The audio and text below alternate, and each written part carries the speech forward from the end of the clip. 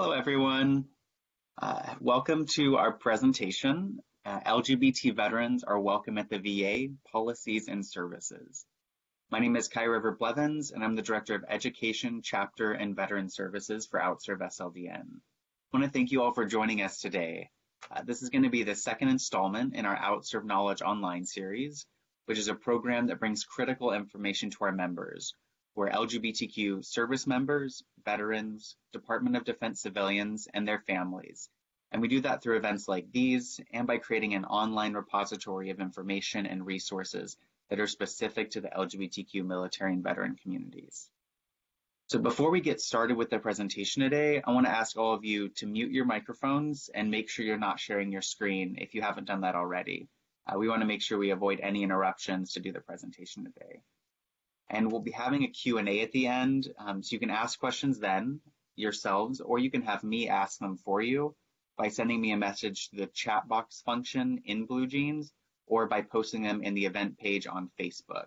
And if you're not familiar with the event page, you can just go to facebook.com/outserve.sldn and find the event page from there. So with that in mind, we're going to go ahead and get started. Today's presentation is going to describe the efforts to create a more welcoming environment at the VA for LGBT veterans, as well as specific policies that support LGBT veteran patient care and available clinical services. Our presenters are Doctors Michael Kauth and Jillian Shippard, both who serve as directors of the VHA LGBT Health Program since 2012. They also both recently published an edited book with Routledge entitled Adult Transgender Care, an Interdisciplinary Approach for Training Mental Health Professionals. So now I'm going to turn it over to you, Michael and Jillian. Thank you for being here today and doing this presentation. Thank you, Kai, very much. Can you hear me well? Yep. Good. We really appreciate having the opportunity to talk with all of you, whether you're familiar with what the VA is doing currently or not, or whether you get your care at the VA or not. But what we hope to leave you with at the end of this presentation is a lot more information about what the VA has been doing to create a more welcoming environment for veterans with LGBT and related identities, and the kinds of services that are available to folks at the VA. And we hope to have some time at the end of this presentation to answer your questions. So as Kai mentioned, both Jillian and I are the directors of the LGBT Health Program. I know that's kind of unusual, but we actually split that position. We're a small program. We've only had an LGBT Health Program since 2012. I think you'll be impressed with the number of things that we've been able to accomplish in that time. I'd also say, because we split this position, we do other things as well.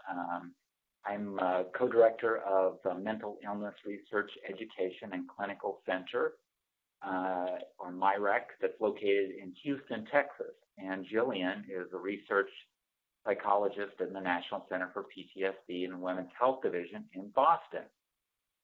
So you can see that we don't share an office together. We work remotely with a huge geographic distance between us. And the folks who work with us in the program also work remotely as well. Let me see if I can advance. Here we go. This slide is just to show you who will be talking to you today. I'm going to kick off this presentation, and then Jillian's going to pick up about halfway through. The link at the bottom of the slide is the link to our internet page, which gives a lot more information about the LGBT Health Program, and also makes available some resources that you can download directly from the site that we want to make available to everyone publicly. I believe you'll see this link again a little bit later. Just a big overview of what we're going to talk about. I want to make sure that we're using words in a similar way. So we'll go over some definitions, and we'll talk about prevalence of LGBT veterans, and health disparities, the military culture and its effect on VA and LGBT veterans, some research gaps, and then we'll talk about what the program has been doing specifically and end with answering questions that you have. Before I get started with the real meat of the presentation, I wanted to do a quick overview of the VA for folks who aren't familiar with the VA.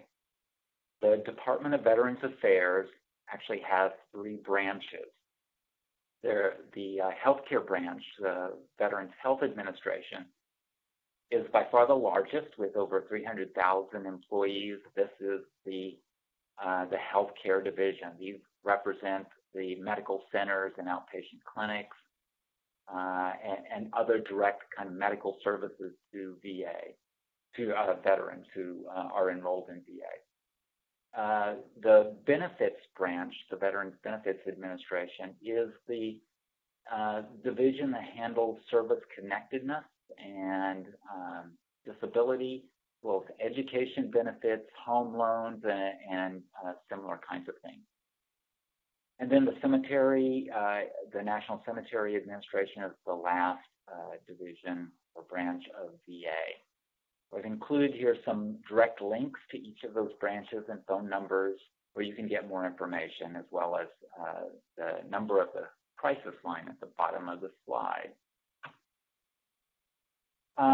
So how many veterans actually come to VA? This is data from fiscal year 2016, so it's a couple years old. And there were about 21 million veterans then, with over 50% not using VA benefits or health care. And that's for a lot of reasons. More likely reasons, or possible reasons, is they have their own private health insurance and are seeing their own private doctors. Those who don't come to VA also tend to be more likely to be Caucasian and have higher education and fewer health problems, and they go to the doctor less often. At least 48% of veterans, or nearly 10 million of the veteran population, use at least one VA benefit of the 3 branches, and about 6 million of the 10 million veterans use the health care part of their benefits. Right? They're enrolled in VHA, and they get at least some healthcare services through VA facilities, maybe just their medications, or they may get all of their healthcare through VA.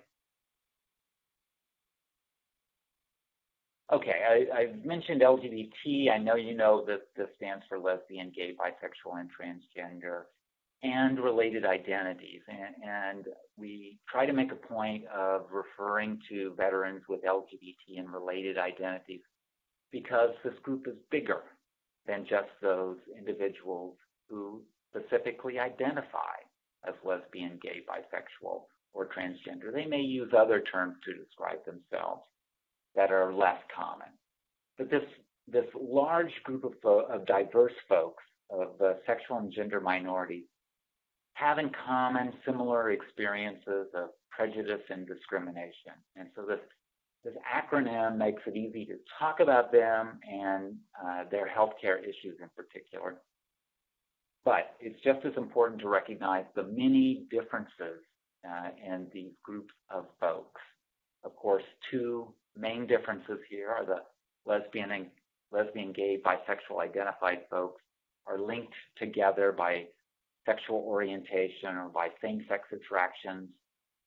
And the T part of the acronym, the transgender groups are related by gender variance, by a gender identity that's not congruent with their sex assigned at birth. And there are other folks, as I mentioned, who may prefer to identify as queer or gender fluid or pansexual or many other kinds of terms. And it wouldn't be possible for us to have a letter for every possible identity that people might have. We would surely leave somebody out, and that's not what we want to do. And so our decision is to use LGBT inclusively. Okay, I said earlier in 2 slides ago that there are about 21 million veterans, and a think tank group called the Williams Institute, looking at national survey data, has estimated that there are at least 1 million gay and lesbian veterans, and that represents about 3% of the veteran population. The same group in another study estimated that there are at least 134,000 transgender veterans, or about 0.6% of the veteran population. Altogether, that's nearly 4% of the veteran population.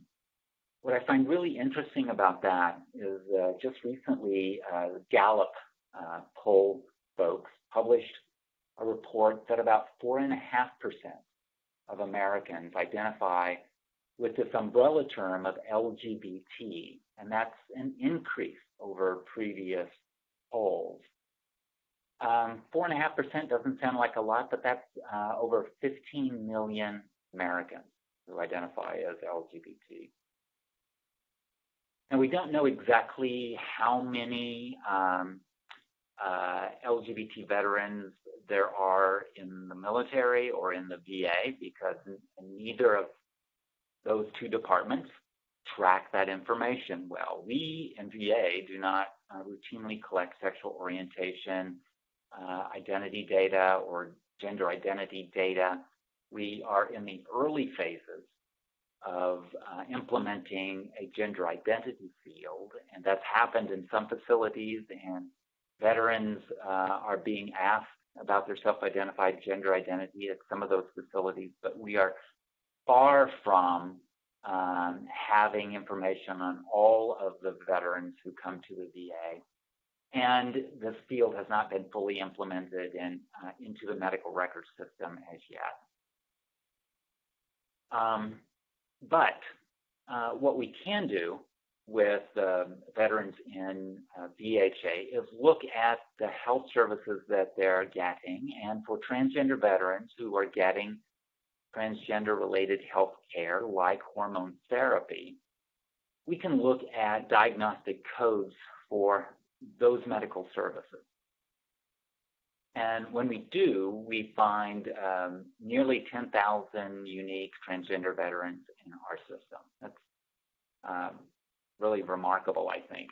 And clearly that doesn't capture everyone, because there are some transgender veterans who choose to get their transgender-related health care outside of the VA. They may get their hormones outside of the VA, and that's fine. And they would not then show up in our record system with unique diagnostic code for transgender-related care.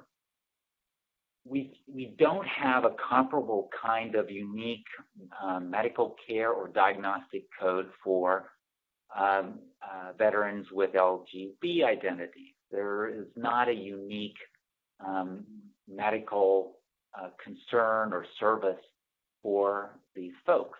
But if lesbian, gay, and bisexual veterans came to the VA at a rate similar to other veterans who come to the VA, we would have more than 400,000 lesbian, gay, and bisexual veterans in VA. Let me talk about the military culture and how it's spilling over into the VA just a moment. I know you all are aware of Don't Ask, Don't Tell, which ended in 2011, actually fully ended in 2012. And before Don't Ask, Don't Tell, there were previous bans on gay, lesbian personnel, and they were discharged from service because homosexuality was incompatible with military service. And the repeal of Don't Ask, Don't Tell had nothing to do with affecting transgender personnel service. That was still banned until June of 2016. When that ban was lifted and transgender personnel who were already serving, but serving in the closet, could come out and begin getting health care within the military for transgender-related issues. And in January of this past year, the military began enlisting openly transgender people into the service.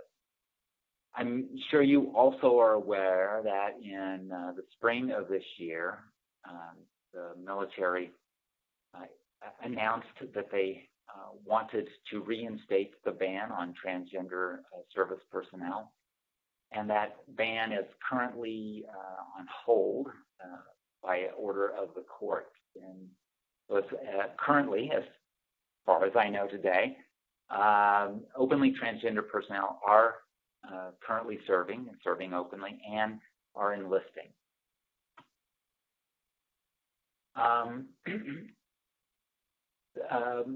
How this has affected the VA is that many people don't distinguish the military from the VA, and we see this among a wide group of veterans who just don't make a distinction between their military service and their moving into the VA as if we're one and the same kind of program. And we're not. The VA has never had a policy that banned health care for veterans with LGBT or related identities. Never.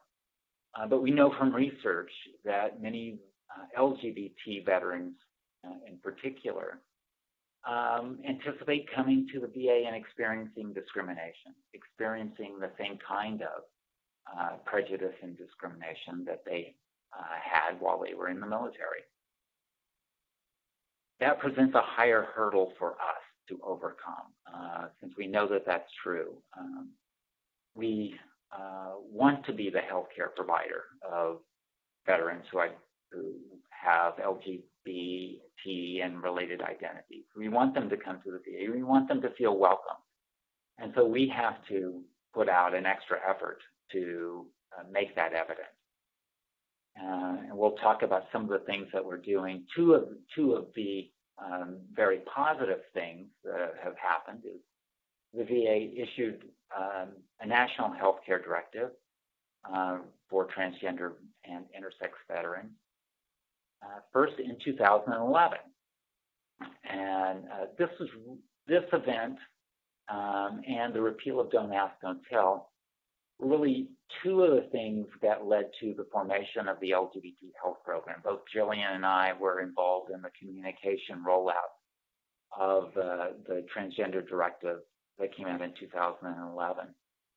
And in the process of doing that, in the process of the VA being asked lots of questions about what we're doing to address the needs of not just transgender veterans, but lesbian, gay, and bisexual veterans, it turned out that Jillian and I became the people who answered those questions, who responded to the questions for VA. We leveraged that into the need for a formal LGBT health program. And in 2012, we established that program. The transgender directive that came out in 2011 has been updated and reissued a couple of times. Most recently this year, just a couple of months ago. Jillian's going to tell you a little more detail about this policy and the next one. The first national directive for healthcare for veterans who identify as lesbian, gay, or bisexual. That came out just last year. We're very proud of that. So why is it important to have a healthcare directive about transgender veterans or lesbian, gay, and bisexual veterans? It's important because sexual orientation identity and gender identity are social determinants of health. Social determinants of health are social structures or systems within society that we're born into or we grow into that affect how we think about health, our own health behaviors, health seeking, and our access to health care. And they can make a big difference in our ability to get health care and in our healthcare behaviors.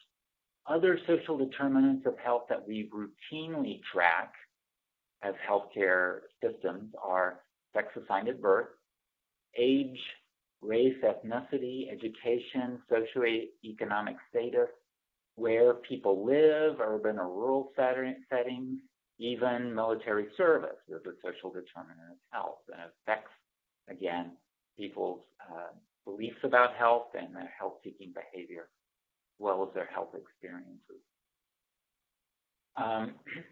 So I'm sure you know that people with LGBT and related identities experience higher rates of some health conditions compared to non-LGBT people, compared to heterosexual or cisgender people.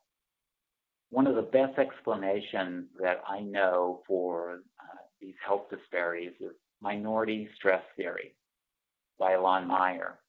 And Meyer supposes that within the majority culture, the heterosexual cisgender culture that we all live in, LGBT people experience a great deal of pressure, stress, stigma, and that can become manifest as anxiety, even chronic anxiety over time, and severe depression that can contribute for some to suicidal ideation.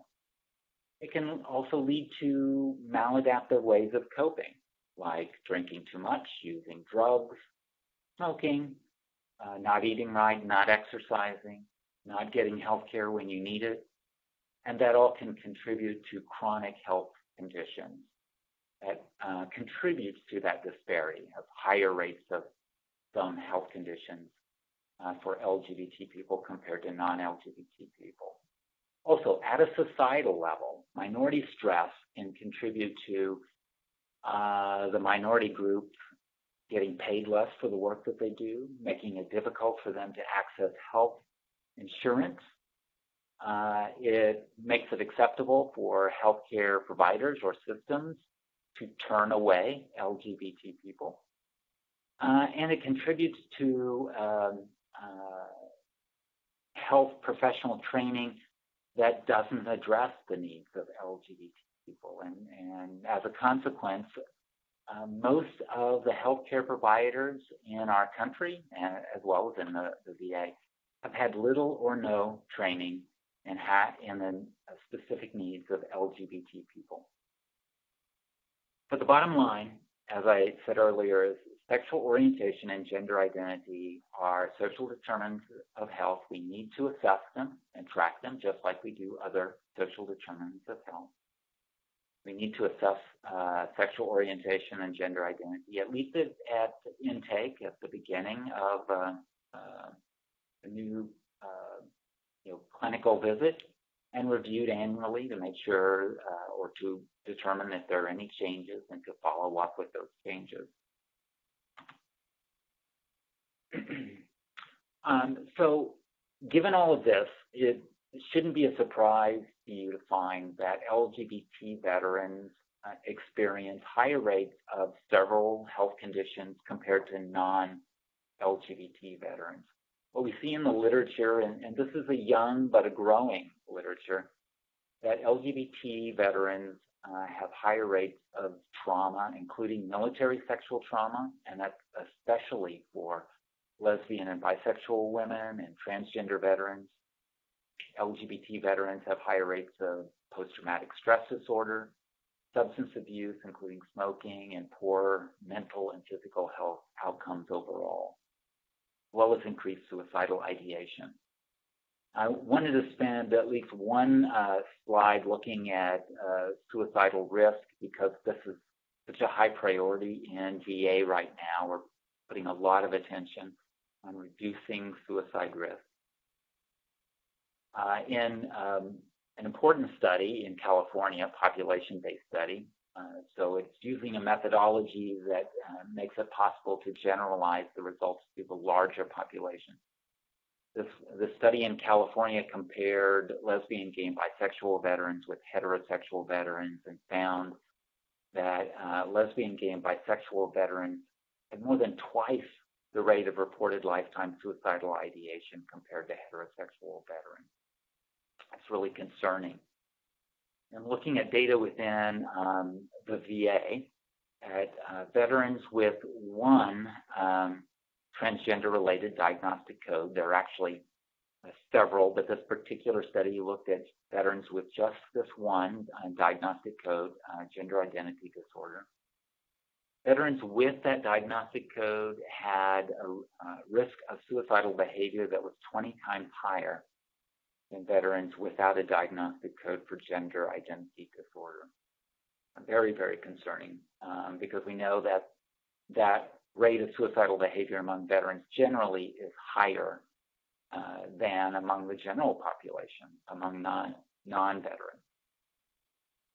Then in a study that looked at data from the National Death Index, looking specifically at veterans with several transgender-related diagnostic codes, they found that transgender veterans, on average, committed suicide at a younger age than veterans without these diagnostic codes who committed suicide. Also very concerning. So what are we doing about this? How are we in VA trying to address the needs of LGBT veterans? Well, we are using a three-pronged approach. We're taking several strategies here. First, working to develop national policies that address discrimination and positively promote healthcare through our two healthcare directives. The second strategy is to educate our clinical staff and promote assessment of sexual orientation, identity, and gender identity. And Jillian is going to talk about several trainings and support resources that we've developed. And then lastly, the last strategy is to inform and engage LGBT veterans. A presentation like this is one of the ways that we try to inform and engage LGBT veterans.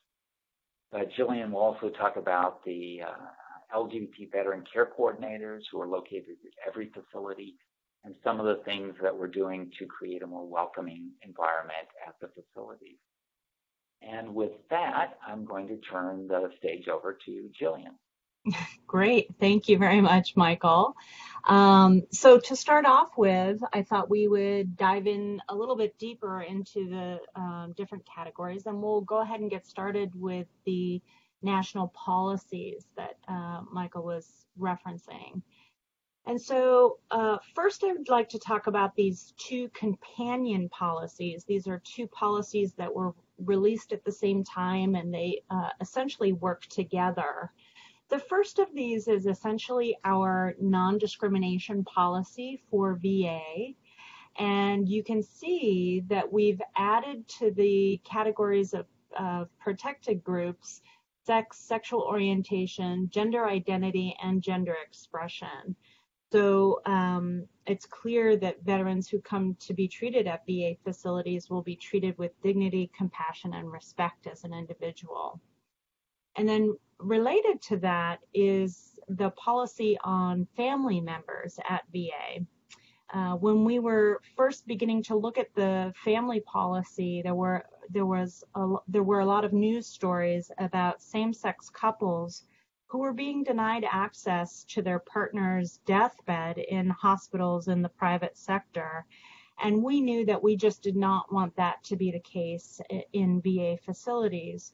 So we've defined family to include anyone that the veteran says they consider to be family. And so even before same-sex marriage was passed in the U.S., if someone said, this is my partner, this is my family, they would have access to the veteran who's being treated in VA facilities. Next slide. The policy that Michael referenced earlier about the provision of health care for veterans who identify as lesbian, gay, or bisexual was quite a coup for us in the VA. It was passed just last year in 2017. And essentially what this policy does is it guarantees access to a healthcare environment that is welcoming and accepting of all sexual orientations. So you can see the quote here from the policy itself, that all staff members will provide clinically appropriate, comprehensive, veteran-centered care with respect and dignity to LGB veterans, but really to all veterans. And then we specifically mentioned in this policy that any attempts, whether they be formal or informal, by VA staff to convert or change a veteran's sexual orientation, that those are prohibited. So that was an important addition for us. Next slide. The policy that Michael referenced that we passed in 2011 for transgender and intersex veterans, at the time that we first passed that policy, it was a pretty cutting-edge policy for the time. Most health insurance companies were not providing the level of care that we are providing in this directive. But of course, all health insurance companies do have what's considered a medical benefits package. And we needed to pass this national policy because our medical benefits package has language in it that says that gender alterations are excluded care at the VA. And so, of course, those two words, gender alterations, were being defined very differently from place to place. So here in Boston, where I'm stationed, veterans were able to access lots of different types of care, including hormones and gender identity counseling, but that wasn't true everywhere. And so it was important for us to have a national directive that helped to define the gender alterations exclusion. And so in 2011, we made the decision to define that exclusion as narrowly as we possibly can to mean basically surgical interventions.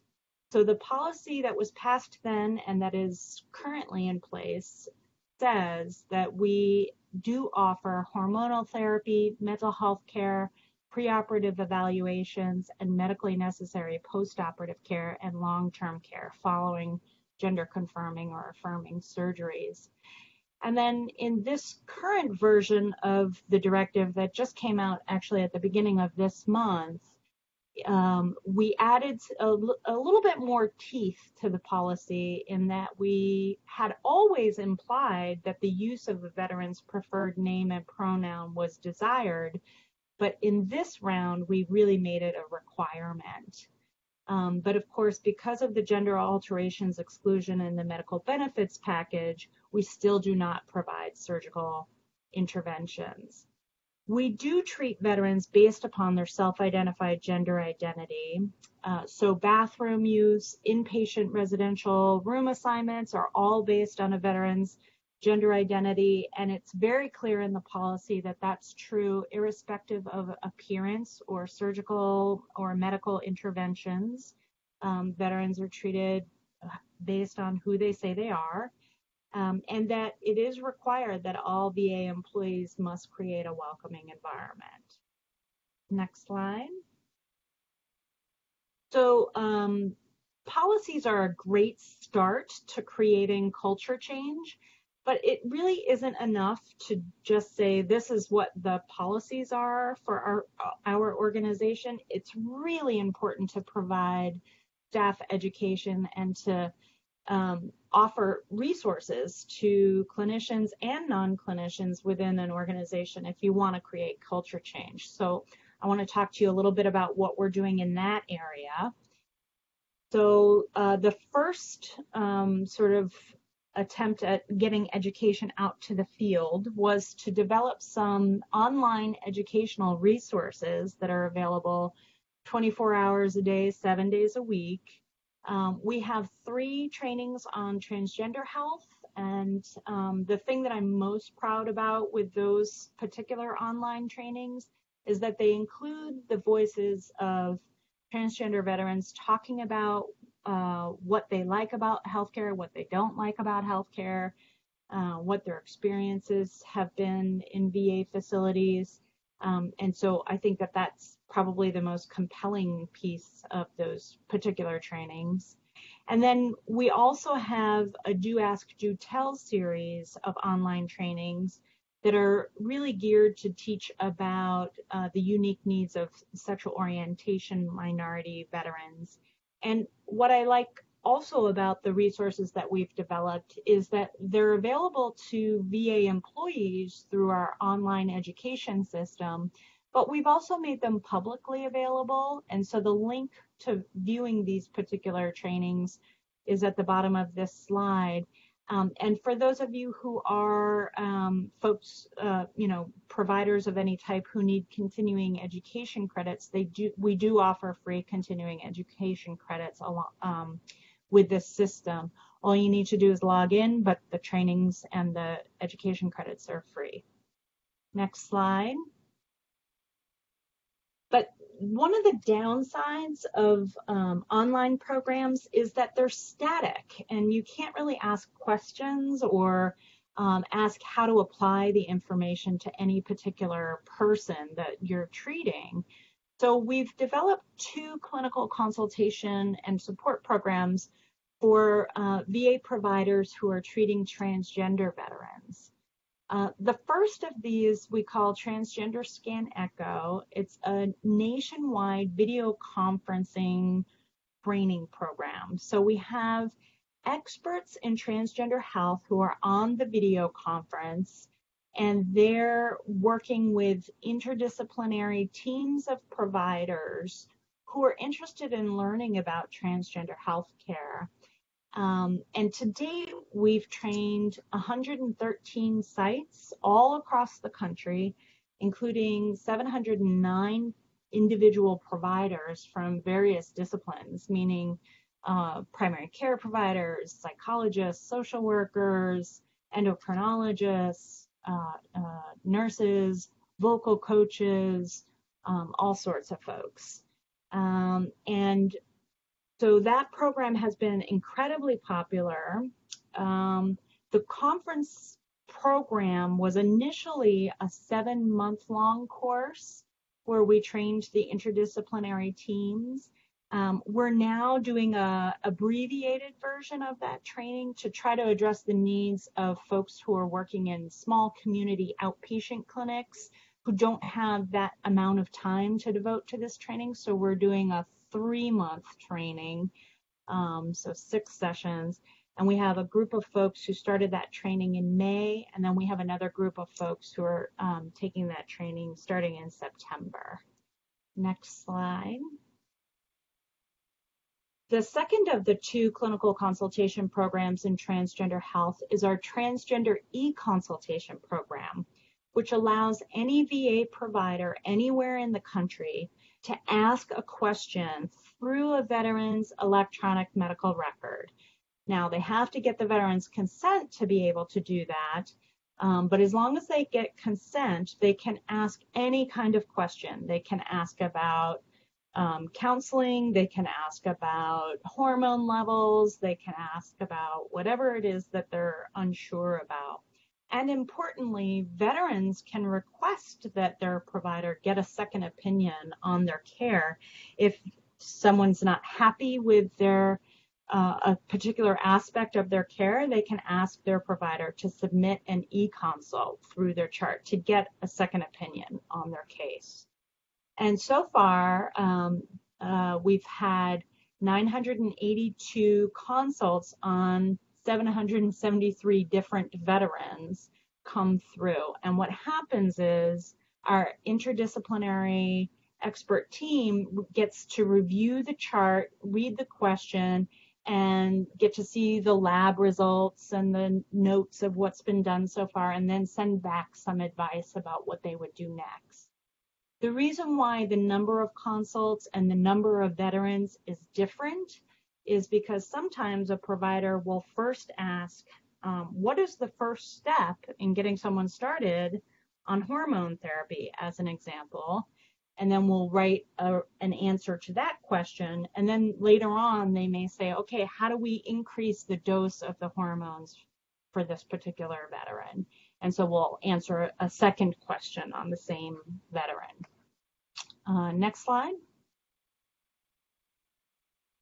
So Michael mentioned that sexual orientation and gender identity are social determinants of health. And he mentioned that we are beginning to collect data in some locations about self-identified gender identity.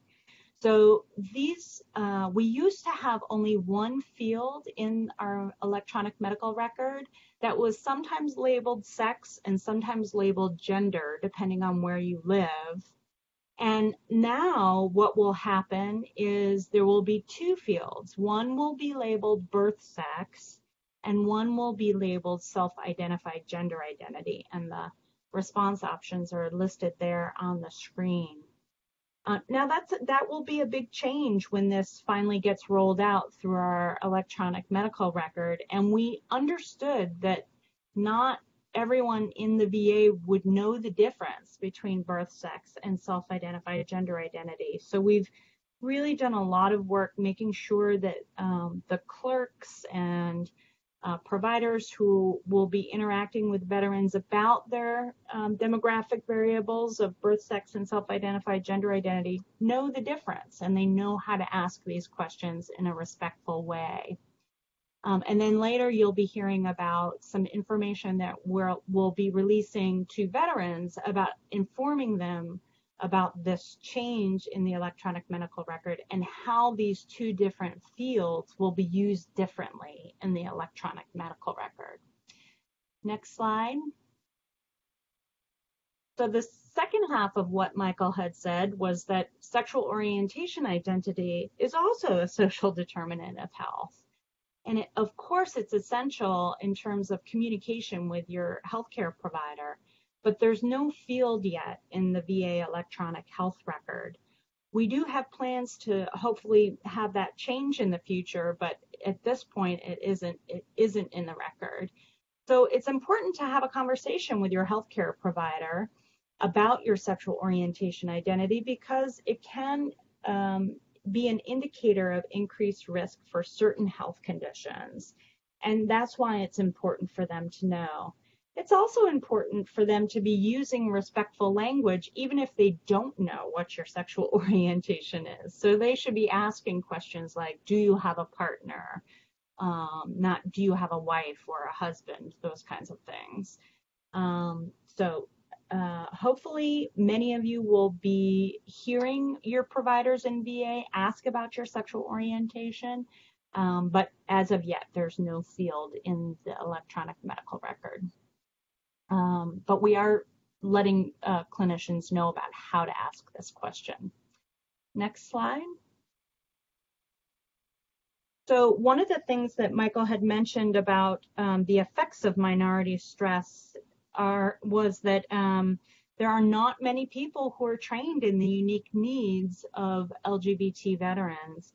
Well, we are working to change that, and we're working on training the next generation of providers. So far, we're just working with psychology fellowships. There are 9 sites around the country, 9 VAs that have a year-long training program in LGBT health. We've had these positions since 2014.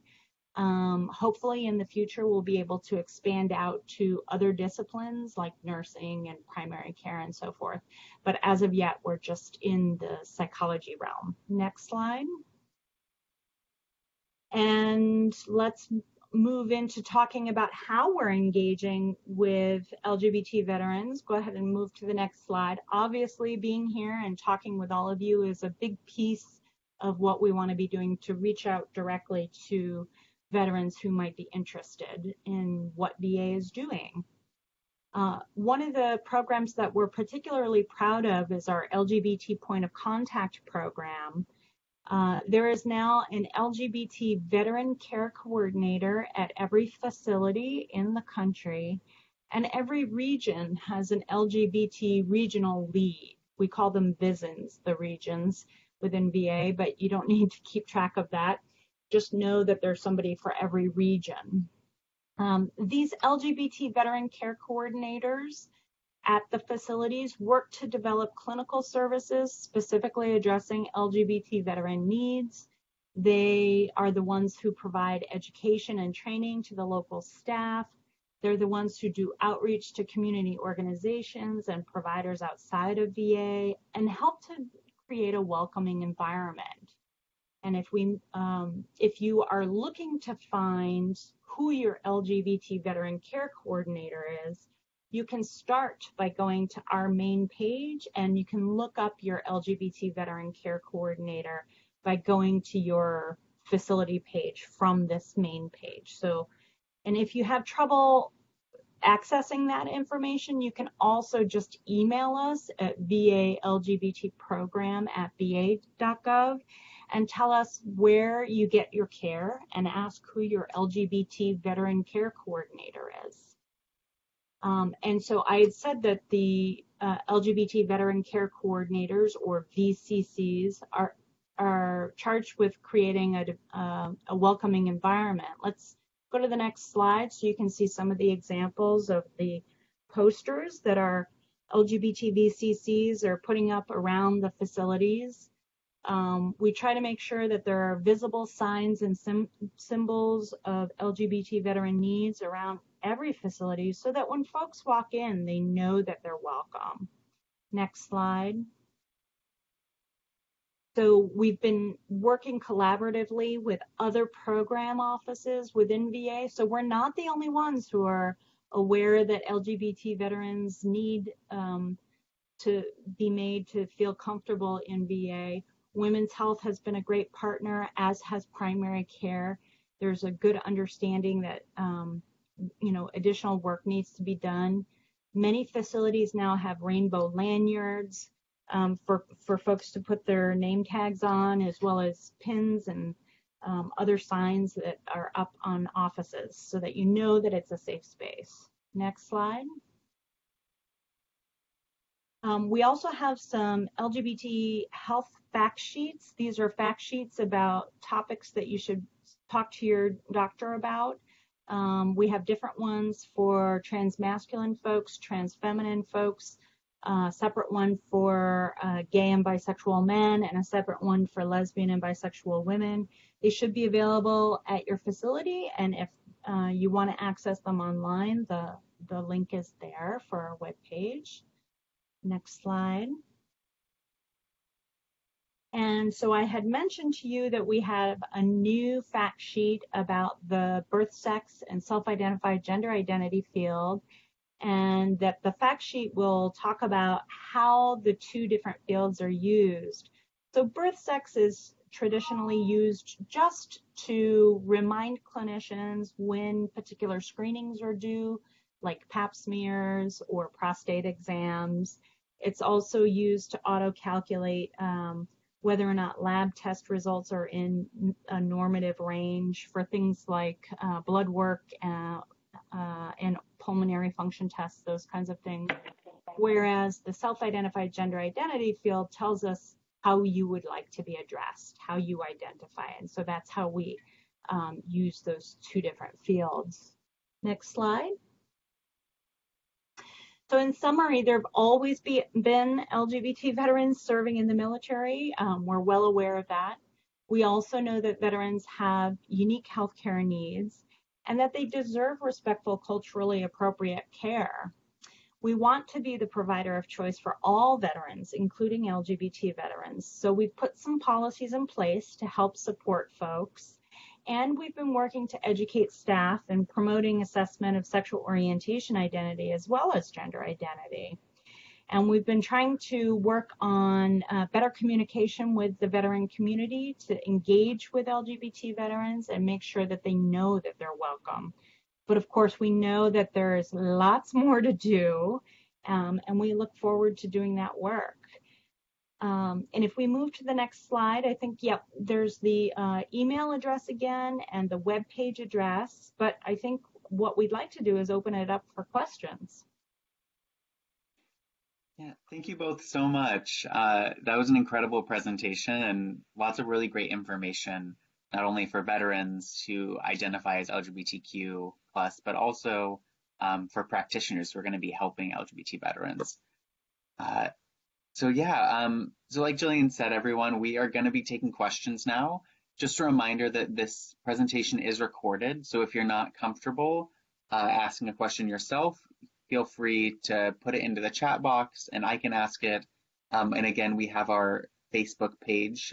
So on that event page, you can ask questions in there, and I can relay that as well.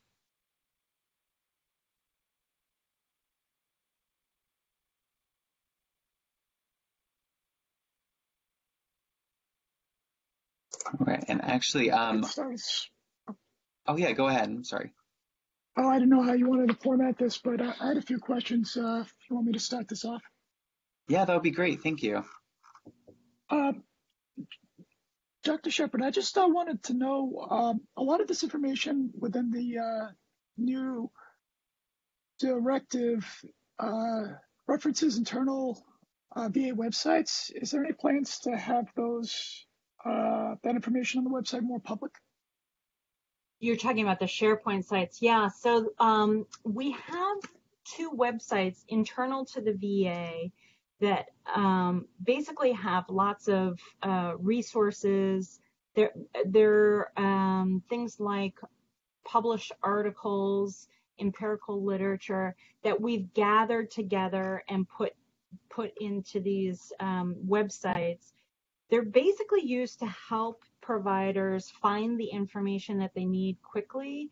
I would say 99.9% of the information that is on those SharePoint repositories, they are publicly available materials. We've just gathered them together so that VA employees can find them quickly.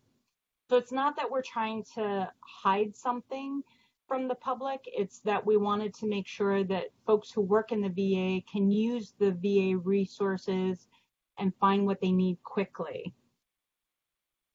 And Jillian, I would add that all of the trainings that we've developed for clinicians are publicly available on the Public Health Foundation website, VHA Train. Yeah.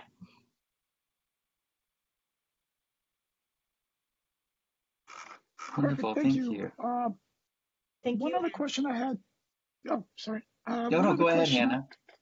I had too was, it stated that a transgender individual does have the right to not be labeled as transgender within the VA record system.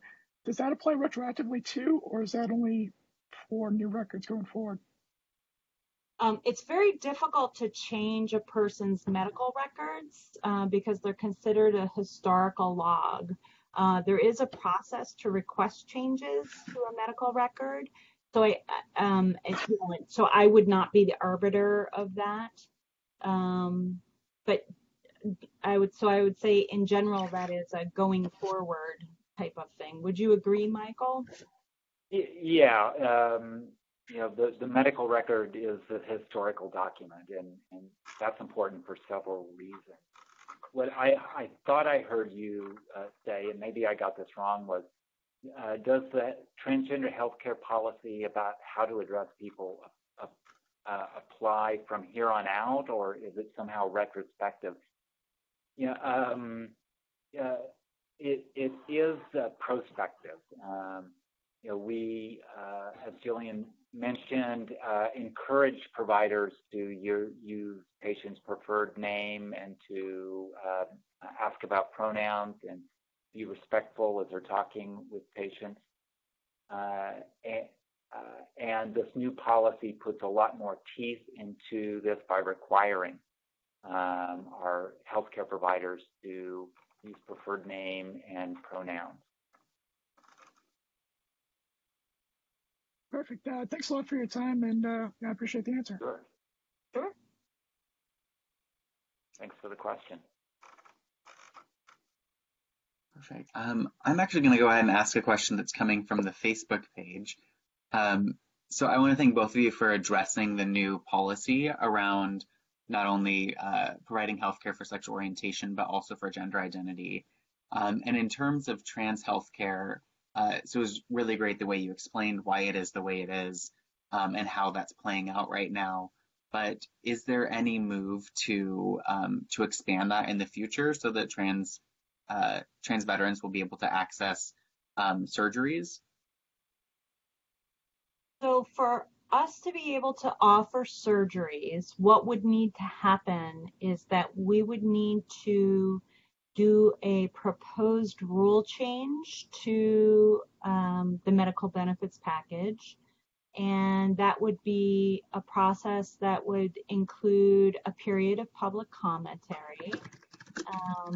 We had attempted to start that process a couple of years ago, and then it's publicly available that Dr. Shulkin, who was our Undersecretary for Health at the time, elected to halt that proposed rule change process.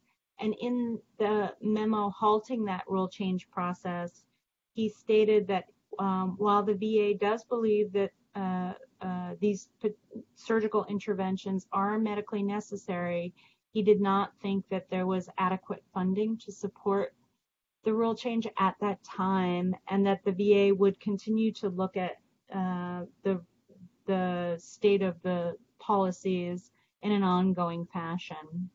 I'm sure many of you are also aware that there is currently a pending lawsuit against the VA, and so it's unclear if, when, how rule change will happen, but certainly that is a possibility.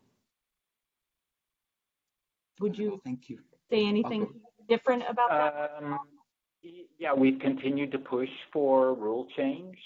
Yeah. And we'll do that in the future.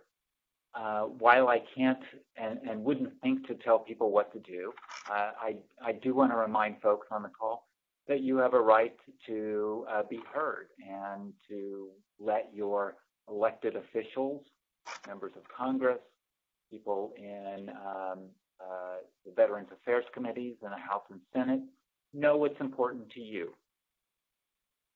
And if this is an important issue, let them know. Wonderful. Thank you for that, Michael. Appreciate it. To follow up on that, what do you see as the biggest obstacle to changing the medical benefits package at this point?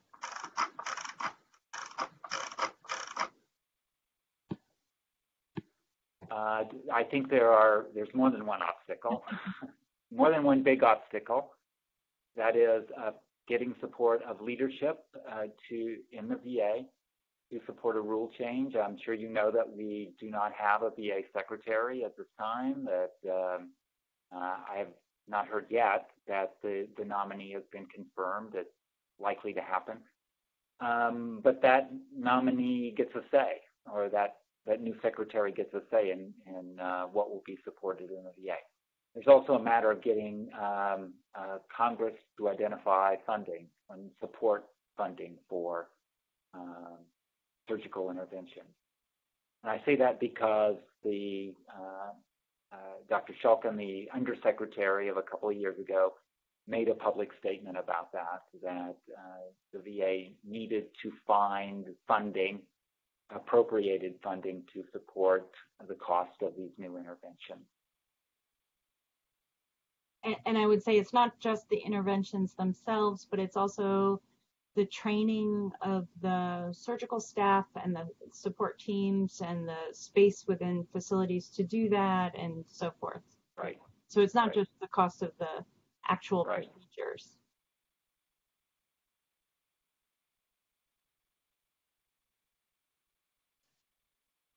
Another question that came in through Facebook. Do you guys have any plans for a Transgender Day of Remembrance? So many VA facilities do participate in Transgender Day of Remembrance. We have done here at VA Boston for many years. So if someone is interested in participating in Transgender Day of Remembrance at their VA facility, they should reach out to their LGBT veteran care coordinator to find out what's happening locally in service of that day. Yeah.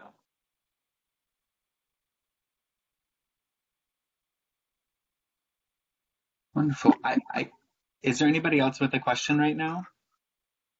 I mean, I got a kind of an oddball one, but do you see your anti-discrimination policy running into any conflict with the HHS religious freedom and conscious protections? No, because we have always had a policy in place at VA, which is a right of conscience policy. So VA employees, even before the HHS ruling came out, have been able to state that they have a religious or moral objection to providing a particular type of care. And then an alternative provider can be identified so long as it doesn't interfere with the veteran's care being delivered in a timely way. Now, even when someone has a right of conscience in place, so let's say, for example, there's a primary care doctor who doesn't want to prescribe hormone therapy. Another primary care doctor or endocrinologist or someone on the team will be identified in their place, but they are still required to create a welcoming environment, even when they have a right of conscience agreement in place with their supervisor to not offer a particular type of care. Perfect. Thank you. Sure.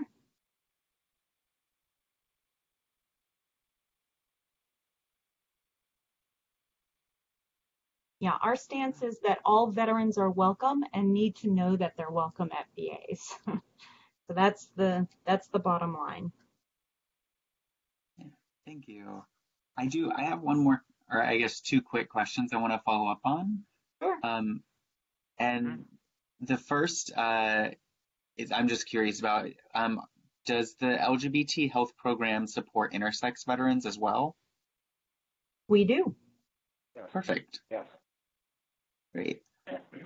And let me make a comment about intersex veterans. Yeah. Yes, we do, and we try to be sure and use inclusive language and mention them specifically. However, I would add that people born with an intersex condition, which is now more commonly called disorder of sexual development, may not even know that they have this condition. It is a small group, a small percentage of folks, but most of those folks who have this kind of medical condition aren't aware of it until they do like some genetic counseling. And they can pass a physical and be enlisted into the military because the majority of these conditions are really mild and do not affect physical functioning or even reproduction.